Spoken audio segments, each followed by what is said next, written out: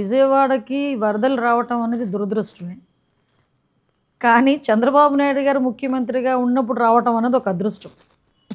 Yes, నేను ఘంటాపథంగా చెప్పగలను ఈ మాట. నిజమండి. ఇదే సిచ్యువేషన్లో చంద్రబాబు నాయుడు గారు కాకుండా వేరే ముఖ్యమంత్రి ఏదైనా ఉన్నా ఈ రోజుకి కూడా దాన్ని రీస్టోర్ చేసే పరిస్థితి ఉండదు. బికాజ్ ఆఫ్ చంద్రబాబు నాయుడు గారు ఈ 10 రోజుల్లోనే తిరిగి వాళ్ళు తిరిగి వాళ్ళ లైవ్లీహుడ్ని చేస్తున్నారు, స్టార్ట్ చేయగలిగారు. నేను నా కళ్ళతో చూశానమ్మా. డే ఫస్ట్ నుంచి నా కళ్ళతో నేను చూశాను. ఎందుకంటే యాజ్ అ డిజాస్టర్ మేనేజ్మెంట్ మినిస్టర్గా సార్ అనిత డిజాస్టర్ మేనేజ్మెంట్ ఆఫీస్లో ఒకసారి కూర్చోంటే నేను వెళ్ళి కూర్చుంటే సార్ అక్కడికి వచ్చారు. అక్కడి నుంచి నేను సార్ కలిపి అజిత్ సింగ్ నగర్కి వెళ్ళాం. అంతవరకు ఆ సీరియస్నెస్ అన్నది అంటే మాకు తెలుసు, సిచ్యువేషన్స్ బాగాలేదన్న సంగతి తెలుసు.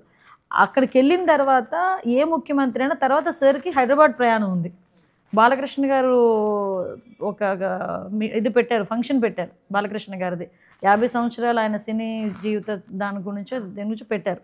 సో దానికి వెళ్ళాల్సిన మనిషి చూసి సిచ్యువేషన్ చూసి నేను ఈ టైంలో ఎక్కడికి కదలను, నాకు నియర్ బై ఆఫీస్ ఎక్కడ ఉంది అంటే కలెక్టర్ ఆఫీస్. అంటే కలెక్టర్ ఆఫీస్లో ఏ ముఖ్యమంత్రి అంటే 10 రోజుల పాటు బస్సులో కూర్చొని అడ్మినిస్ట్రేషన్ చేస్తారు. మొత్తం సెక్రటేరియట్ని మొత్తాన్ని తీసుకొచ్చి కలెక్టర్ ఆఫీస్లో కూర్చోబెట్టారు. ఒక్కొక్క వార్డుకి ఒక సీనియర్ ఐఏఎస్, ఒక మంత్రి, ఒక ఎమ్మెల్యేని వేశారు. ఒక్కొక్క డివిజన్కి ప్రతి ఒక్కరికి కూడా ఇంటింటికి తీసుకెళ్ళి భోజనం ఇవ్వాలి. ఆయన చలించిపోయేవారు.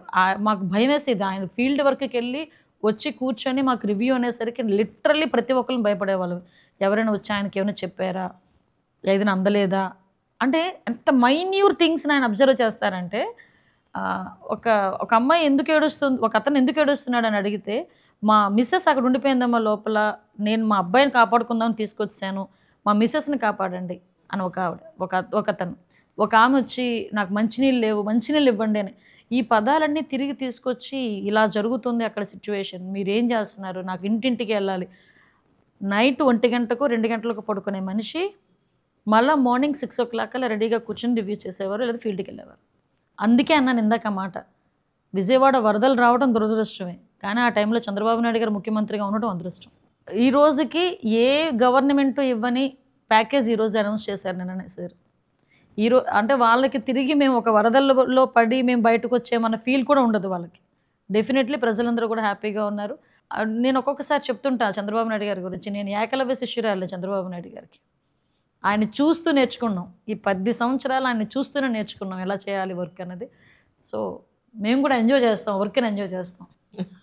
అవును, ఇందాకనే అంటున్నారు 10ంటికి బయటకు వచ్చానంటే ఇంకొక గంటలో 12 గంటలు మీరు బయటకు వచ్చా. యాక్చువల్లీ ది నెక్స్ట్ కూడా ఇంకా మీటింగ్ ఉందన్నారంటే, కానీ కష్టం కదండి యాజ్ ఎ మదర్ మీకు?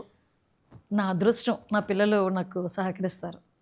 నిజంగా నా అదృష్టం అది. ఒక సింగిల్ పేరెంట్గా నేను నా పిల్లలు ప్రతి ఆస్పెక్ట్లోని కూడా ఈ 10 years వాళ్ళు నన్ను అంతా సపోర్ట్ చేయబట్టే.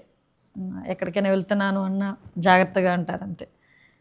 ఏ రోజు నన్ను ఇబ్బంది పెట్టిన పరిస్థితి కూడా రాలే. వాళ్ళకి ఎందుకో చంద్రబాబు నాయుడు గారు అన్నా కూడా అంతే అభిమానం వాళ్ళకి కూడా. పవన్ కళ్యాణ్ గారు అంటే ఆటోమేటిక్గా ఉంటుంది కదా ఇష్టం. సో వాళ్ళు నాకు సహకరించబట్టే నేను ఈ రోజు వరకు ఇలా నేను ఇంత పర్ఫెక్ట్గా వర్క్ చేసుకోగలుగుతున్నా. అది నా అదృష్టం. అంటే అవుట్ ఆఫ్ మై క్యూరియాసిటీ సరదాగా అడగడం ఈ క్వశ్చన్.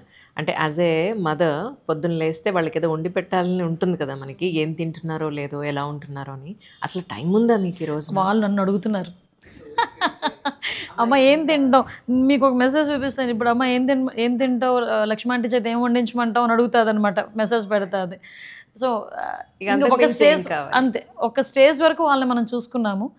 వాళ్ళు కొంచెం పెద్దోళ్ళు అయ్యారు కదా, ఆటోమేటిక్గా ఇప్పుడు తిరిగి వాళ్ళే నన్ను అడుగుతున్నారనమాట.